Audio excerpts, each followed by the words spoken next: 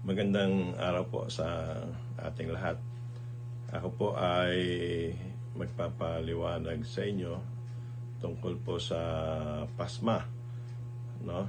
At ako po ang hari ng pasma kasi matagal po akong nagkaroon ng karamdaman dahil sa mga pasma.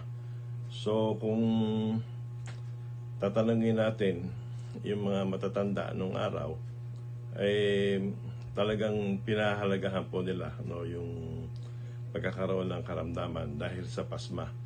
Kaya lang kulang po yung kanilang pangunawa tungkol dito. At yung mga doktor naman ay hindi naniniwala sa pasma dahil hindi po nila nauunawaan kung ano yung pasma. So ako na rin po yung naka-discover kung ano po talaga yung pasma o mga karamdaman na nakukuha natin dahil sa pasma. Ako po ang hari ng pasma.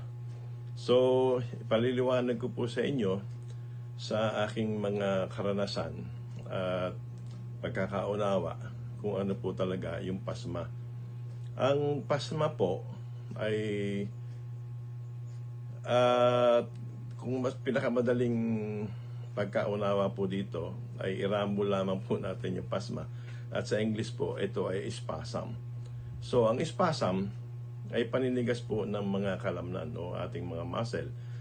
At pag nanigas po yung ating mga muscle, ay marami pong sakit, no, ang ating mararamdaman o mararanasan.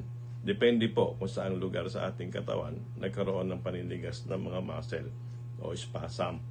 So, at pag nanigas po yung ating mga muscle, maiipit po niyan unang-una yung mga daluyan ng dugo, yung arteries and veins, at yung ating mga nerves, no?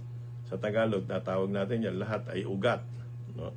So, napakahalaga po niyan. Pag naipit po yung ating arteries and veins, poor circulation, no, ng ating mga dugo. At kung yung mga nerves naman po maiipit, maapektuhan po yung ating buong katawan dahil yan pong mga nerves, yan po yung nagpapadala ng signal sa ating utak, no, sa ating brain.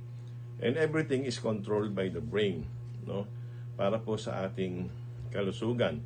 At pati yung ating immune system is controlled by the brain through the nerves, no, na nagsasend sa kanya ng mga signals, ng mga information.